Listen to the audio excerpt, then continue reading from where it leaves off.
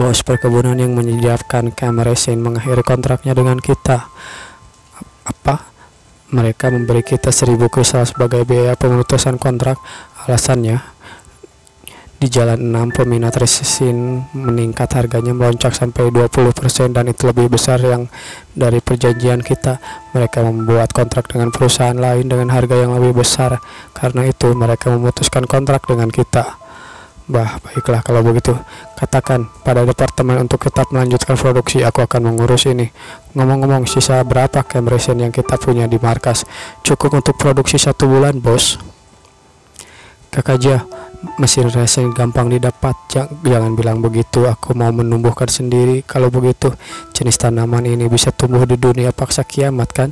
Meski ini variasi tanaman, kebutuhan lingkungan sangat tinggi. Tidak mungkin menumbuhkannya di tengah kita, Jian. Ya, kalau begitu berapa banyak kristal yang dibutuhkan untuk menumbuhkan seton Cameresin dengan satu cara begitu? Maka tumbuhannya bisa tumbuh tanpa tanah, bukan? Tidak peduli seberapa banyak uangmu, ini tidak akan bertahan lama, kata Sun. Aku tidak akan membiarkan membuang-buang uang lagi, oke? Tenanglah. Oh ya, ngomong-ngomong, ada si Ling Ling, bukan? Dia proyek tanaman Eden, dia bisa melakukannya. Lalu si Ling Ling pun berkata, hari ini terasa aneh. Tiba-tiba dia dipanggil oleh seseorang. Ling Ling, kau malas-malasan lagi ya? Ya, sudah kuduga ini akan terjadi, kata si Ling Ling.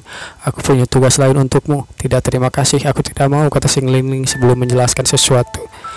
Aku butuh kau menyuburkan tanah di markas militer. Hah? Tampaknya kau mau kita kelaparan. Hei, ayolah. Apa kau paham? Proyek tanaman Eden bukan cuma menyuburkan tanah, ini subproyek kolonisasi ruang angkasa. Menumbuhkan ruang sungguh merepotkan. Pakai saja organik mineral untuk membuat tanah yang baru. Kau bilang kita bisa membuatnya? Iya, membuat tanah lumayan gampang atau lebih mudah daripada menyuburkannya. Tapi semua produk akhir di sini terkontaminasi. Menemukan mineral yang tidak terkontaminasi tidaklah mudah, kata si Ling Ling. Ah, aku sungguh bodoh, kata Jian. Dalam hatinya dia berkata, kenapa tidak kepikiran sebelumnya, malah membuat ribet, padahal aku tinggal bisa melintas ke duniaku dan membawa beberapa hektar tanah, bukan? Kau mau bunuh diri, jangan lakukan hal aneh-aneh di kamarku, kata si Ling Ling. Betapa sulit membawa ratusan 3M tanah. Baiklah, lupakan dulu ini. Bagaimana kabar tugas yang kuberikan padamu? Kau belum selesai? Kau tidak mau makan, kata si Jian. Hahaha, kau meremehkanku. Ini aku sudah menyelesaikannya. Ini sampelnya. Apa ini? Ini potongan daging mutan manusia. Sia, kenapa aku butuh ini, kata Jian. Bodoh, gunakan itu untuk mengkoneksikannya dengan IP. Data yang kuanalisa akan langsung muncul. Tentu saja aku tahu itu, kata Jian. Oh ya, boleh kutanya sesuatu, kata Ling Ling. Boleh. Pertama kali aku menerima sampel ini aku sungguh terkejut. Bagaimana kau bisa menghancurkan manusia mutan ini? Aku memakai senjata khusus yang menghentikan semua aktivitas kehidupannya. Cih, kau merahasiakan sesuatu padaku. Berhentilah memandangku seperti itu, kata Jian. Bicara soal sel bentuk seperti apa yang dicari oleh mikroskop? Ya, berdasarkan pecahnya cairan, selnya membeku karena suhu rendah. Ini seperti di luar angkasa, tapi harusnya itu mustahil. Ini aneh, tidak terlihat persiapan sama sekali ketika melewati wormhole. Entropinya bahkan mendekati nol. Kita pasti memakan energi materi untuk melewati portal paralel lewat wormhole atau lubang cacing. Demi menciptakan pintu keluar, kita membutuhkan pintu masuk wormhole mengalirkan energi ke dimensi lain. Ketika dimensi melewati wormhole, materi akan mulai terlebur. Ketika melewati wormhole, tetapi itu mulai akan terlebur. Apa maksudnya itu? Menguras semua energi, bukankah berarti makhluk hidupnya akan mati? Dengan kata lain, lubang cacing akan mengacaukan semuanya. Sederhana begini, jika lingkaran dan masuk pintu keluar juga bisa memasuki lubang cacing dan keluar pintu masuk secepat kilat, maka menemukan jalan yang sempurna. Kau bisa melewati lubang cacing dalam waktu singkat, seperti ada pintu di depanmu. Bola di tanganmu menggambarkan suhumu berdasarkan aturan di saat bola melewati pintu dan mengambilnya. Ketika kau melewati pintu, bola akan terlempar darimu, bukan? Setelah kau melewati pintu, bola itu akan muncul di atas pintu dan pada saat itu kau dan bola akan ketemu lagi. Begitulah kurang lebih. Jadi begitu ya. Entahlah, mungkin karena gelangnya. Terus bagaimana kau bisa melewati pintu itu? Ayo cepat katakan padaku. Jangan bilang aku bodoh. Kau sendiri yang bilang bodoh, kata-katamu memancingku. Aku cuma penasaran ketika kau keluar dari tenda. Aku menebak-nebak. Kulihat markas militernya sangat banyak makanan. Apa kau alien? Ayolah jujur saja, kau alien kan, Jian? Hehehe, gadis kecil, kau berpikir berlebihan. Baiklah, akan ku beritahu kau. Aku adalah traveler, oke? Apa kau mengerti maksudku? Tidak mungkin, apa kau bisa membodohiku? Aku adalah traveler dari masa lalu. Aku berasal dari dunia sebelum kiamat. Orang macam apa? Kau tidak mungkin memberitahuku begitu saja. Setelah ku beritahu, memangnya kau bisa apa lagi? Aku tidak akan melepaskanmu seumur hidup, kata si Lin. Lalu si Jian pun sudah memakai setelan perangnya. Dia akan pergi ke suatu tempat. Bagaimanapun kupikirkan, bakteri X2 Deathclaw sungguh mencurigakan. Orang kejam seperti apa yang menciptakan makhluk mengerikan ini? Itu hampir seperti manusia. Radiasi bergerak ke seluruh dunia. Lalu dia tertubruk sesuatu. Chun, ngapain kau? Kenapa kau ngerem mendadak? Ayolah bos, mengerem mendadak. Apa maksudmu? Ini kan helikopter. Kita sudah berangkat, tapi kau malah mengelamun. Pikiran apa sih kamu, bos? Kota ini sungguh terlihat indah dari atas sini. Ini pertama kalinya aku melihat, tapi kaget setelah melihat beberapa saat kau mulai terbiasa. Sementara itu di bawah terlihat beberapa manusia mutan menggunakan baju sarung sedang mencambuki orang-orang. Cak. Santai, jangan membunuhnya. Meski mereka cuma belatung, tapi mereka masih berguna. Wah, tolong mama, pengecut, lihat aku. Tolong jangan, lepaskan anakku, kata seseorang ibu. Kumohon lepaskan anakku tuan, jangan sentuh aku, dasar bajingan. Si ibu pun langsung ditendang. Jangan membuat masalah, hidup kalian akan lebih mudah jika mematuhi kami. Kalian dengar? Ini adalah keputusasaan, kalian harus mengerti.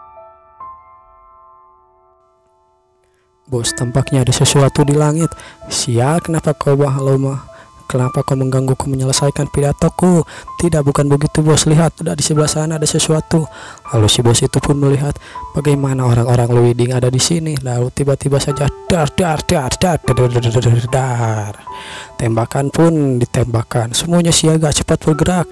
Kenal langsung kau melakukannya dengan hebat, Cunan. Aku selalu ingin melakukan ini, kata si Cunan. Hahaha. Bos, aku takut, dasar pengecut. Minggir, laporkan situasi. Bos, kita kekurangan anti udara. Semuanya mundur, bertahan dalam gedung. Cunan, tampaknya kita akan ditembaki dengan rifle. Tidak masalah, pelurunya tidak akan kena karena angin di sini sangat kuat. Pelurunya akan berbelok oleh angin. Siap, kalau begitu baiklah, hubungi Zhao, Gang dan yang lainnya, suruh mereka memutari musuh. Siap, gerakan, jangan biarkan para belatung ini mendapatkan keuntungan. Lalu dan pembantaian itu pun masih terjadi. Dar, jangan mundur, lakukan sekarang. Jumlah mereka tidak banyak. Lalu matilah kau, dasar belatung. Siating, kau saja yang mati. Pertempurannya pun selesai begitu cepat. Markas Fishbone, Tuan Jiang Chen yang terhormat, sebagai wali kota, aku mewakili kota survivor dari kota Senggang. Kami semua mengekspresikan rasa hormat dan terima kasih padamu. Oke, sama-sama. Selain itu, kau sudah bukan wali kota, Apa maksudmu? Kata si wali kota. Tuan Jiang Chen, apa kau berniat menguasai kota kami? Kalian tidak bisa. Ya, sebenarnya kami bisa. Manusia mutan akan lewat sini. Kami datang untuk mencegahnya, tapi mereka kan sudah dibereskan. Apa kau paham kenapa kami datang ke sini? Apa kalian pikir aku menyelamatkan kalian? Bukankah kalian menyelamatkan kami? Kata si wali kota. Maaf saja, kami datang untuk melawan manusia mutan. Terus kota ini cuma camp luar yang kami rebut dari mereka. Selain itu kami mengikuti aturan mati. Aku menyelamatkan kalian, jadi kalian sudah menjadi tawananku. Baiklah, mulai sekarang aku akan berjaga di sini secara keseluruhan. Tenang, aku akan menghentikan manusia mutan ini.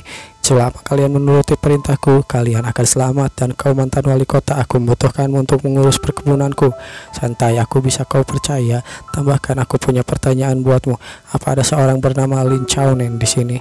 Sepertinya ada orang dengan nama itu. Dia datang dari kota Jia. Kenapa? Menjelaskan itu secara inti. Incaran manusia mutan, tidak. Dia cuma tinggal di sini manusia dan langsung pergi. Oke, baiklah. Dia bahkan tidak membicarakan apapun soal manusia mutan.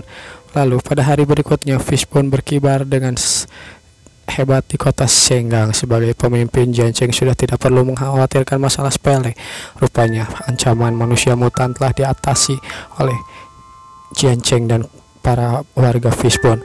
Rezim piramid kokohnya membuat Fishbone semakin terkenal. Jiancheng berada di puncak dan bersantai untuk sementara. Sementara itu, hei Jiancheng, dalam 2 hari terakhir kau makan ikan. Apa kau kehilangan mimpi? Kupikir tidak apa-apa. Sungguh langka bisa nyantai seperti ini, kata Jiancheng. Hei Jiancheng, lihat, siapa itu? Itu kan kau. Sambil kompak mereka berkata seperti itu. Kalian kompak sekali, rupanya aku sudah menjadi manusia ikan. Hehehe. Sambil bercanda Jiancheng pun berkata seperti itu. Ngomong-ngomong, ulang tahun Yaoyo sudah dekat, bukan? Sebenarnya tidak terlalu penting. Kalau kakak tidak sibuk, tidak masalah menundanya sedikit lama. Mana bisa ulang tahun dirayakan seperti itu. Aku tidak sibuk sama sekali. Katakan apa yang kau mau, Yaoyo. Ya, kapan itu? Itu 16 November. Hadiah apa yang kau mau? Hei, ulang tahunku 27 Mei. Aku mau Hardon Cool Leader. Tet. Apa maksudmu? Ini kan ulang tahun Yaoyo, kata Jiancheng. Semuanya punya hari ulang tahun, itu bagus, kata Sun. Jiao, kau tahu ulang tahunmu? Siapa yang ingat hal semacam itu? Maka ulang tahunku juga tidak usah dirayakan. Kau keterlaluan untuk merayakannya. Kau mau melepaskan peluangmu begitu saja. Meskipun awalnya aku menguasai Jian sendirian, tapi setelah melewati beberapa bulan yang sama, kami saling membantu dengan hati yang lain, sudah termasuk menjadi keluarga. Itu benar, keluarga. Tampaknya sekarang saatnya mendorong gadis kecil ini. Tentu saja kau sudah banyak membantu penjahat ini, jadi biarkan dia memberimu hadiah. Apapun yang kau mau, dia pasti akan mengurusnya untukmu. Kakak Sunjao, kau benar-benar baik, kata Yaoyo. Benarkah apapun aku bisa mengambilkannya? Nanti aku pasti akan memuaskanmu, kata Yaoyo. Baiklah, aku harus merahasiakannya kalau begitu. Ayolah, apa yang kau mau, kata Jian. Hei, kau harus memberitahuku, aku harus mempersiapkannya. Persiapan ya, aku juga harus. Itu bisa. Ya, itu lain kali saja. Sementara itu, para penguasa kota sedang rapat. Tembaga rusak, memangnya ada apa lagi di sana? Tidak peduli apapun itu, mereka punya keteguhan. Jika tidak, mana mungkin mereka berani jauh-jauh datang menantang kita. Selain itu, aku punya kehebatan. Entah apakah masih kalian ingat tongkat kaisar, senjata ruang angkasa yang menghancurkan sistem pertahanan suci, kata pemimpin kota 6. Bukankah itu sudah dibuang ke tempat luar angkasa? Hei, sepertinya ada bagian yang terjatuh ke pusat kota Wanghai. Kalau mereka mendapatkan bagian ini dan membetulkannya, terus menembakkannya keluar angkasa, itu akan menjadi pedang Damocles yang mengambang di atas kita, menjadi kehancuran mimpi kekal kita. Tidak bisa ditahan, dan itu akan menjadi kapal diktator yang mengarah ke kapal kalian masing-masing. Dan begitulah rapatnya pun berakhir dengan gak jelas. Entah apa yang terjadi di sana, tapi hari ulang tahun Yaoyo pun tiba. Kue, akhirnya kue. Liurmu netes, dasar bodoh. Kita sudah setuju untuk bernyanyi setelah makan kue. Masih ada acara meniup lilin. Tunggu sebentar, aku akan menunggu sebentar saja. Jangan lupa untuk membuat harapan ya. Ya, kau hari ini adalah pemeran utamanya. Baiklah, potong kuenya cepat, kata Linin. Baiklah, akan kupotong, semuanya bisa diterima. Cepat. Hehehe, Yaoyo, hari ini kau bahagia. Aku sangat bahagia, kakak. Terima kasih. Ngomong-ngomong, ini adalah perayaan ulang tahunmu ke-37. Berarti kau adalah 37 tahun. Ayolah kakak, jangan membuliku hari ini. Aku 30 tahun. Aku 20 tahun lebih berada di kapsul. Aku tidak setua itu. Hehehe, maaf, kata Jian. Yaoyo, kau terlalu imut. Aku tidak bisa menahannya, Jiancheng. Sepertinya ada yang mengetuk pintu. Coba kau periksa. Lalu, siapa yang datang malam-malam begini? Hei, Kunjar, kenapa kau? Bos, aku barusan mendapat berita dari kota Senggang. Oke. Zhougang bilang ada kelompok manusia mutan di sisi sungai Taipu dan jumlahnya terus bertambah. Baiklah, bagaimana pembuatan senjata di markas? 2 senjata elektromagnetik, pemburu macan 47 dan 47 drone. Ya, sampaikan pada Zhougang bala bantuan akan segera datang. Tapi bos, pelatihannya berjalan dengan lambat. Sekarang cuma ada 70 tentara di markas. Kalau kau mengirim banyak, maka kita akan kekurangan personel. Aku akan menyelesaikan masalah ini. Cukup sampaikan saja pesanku. Siap. Dilihat dari sudut pandang manapun, cukup menunggu musim semi terus memutar ke gedung keamanan, bukan? Dibandingkan dengan bagian berperang di sungai saat musim dingin, lebih mengurangi kehilangan pasukan. Alasan macam apa yang buat mereka melakukan ini? Kau kembali? pada terjadi sesuatu, tidak, jangan khawatir. Kalau begitu ayo kita main game. Hehe, aku belum makan. Tidak boleh, kau tidak boleh pergi. Dia pun ditahan oleh Yao Yao. Kau bilang hari ini adalah hariku, aku adalah pemeran utamanya. Cih, kita sudah setuju kan? Yao Yao, aku tiba-tiba berubah pikiran. Lain hari saja ya harimu, kau pemeran utamanya, lain kali saja. Memberikan semuanya yang enak-enak padamu, bahkan tidak membiarkan bintang kecil menikmatinya. Kakak, setiap hari kau menikmati daging, kau pasti bosan kan? Jadi nikmati binatang kecil ini buat hidup sehat. Kau terus bilang binatang kecil, mungkin pesonanya kurang menggairahkan seperti babon sapi. Siapa yang kau bilang babon sapi? Kata Sun. Hei, ayolah kalian ngomongin apa? Tidak apa-apa kak. Masa bodoh, terserahlah, aku mau patroli di luar. Makan malam, Kak Jiao mengurung diri di kamarnya dan terus mengabaikanku. Dia benar-benar mau menemani Yao Yao. Tidak, aku itu terlalu berbahaya. Lebih baik aku kembali ke kamarku terus tidur. Kamar ini sungguh kesepian tanpa Sun di sisiku, kata Jian. Lalu pintu pun terbuka. Siapa itu? Jangan bilang Sun. Ini menjengkelkan, padahal Sun ada di luar sedang berpatroli. Dasar lolicon, rupanya itu adalah Yao Yao. Yao Yao, apa yang kau? Tunggu, ini berat. Kakak, aku menyukaimu, aku sangat-sangat menyukaimu, kata si Yao Yao. Lalu Jian pun sambil menyesal. Merasakan itu sudah terbiasa buruk. Apa kau bisa menemaniku bincang pelan-pelan? Sesuatu seperti lakukan di kasur. Langsung katakan saja apa yang kau inginkan, kakak, kata Yao Yao. Jadi tipe seperti wanita apa yang kau suka, kakak? Kau jangan terus mendekat. Namun tiba-tiba saja seseorang muncul sambil hahaha, ketemu. Siapa itu? Malam ini dingin sekali.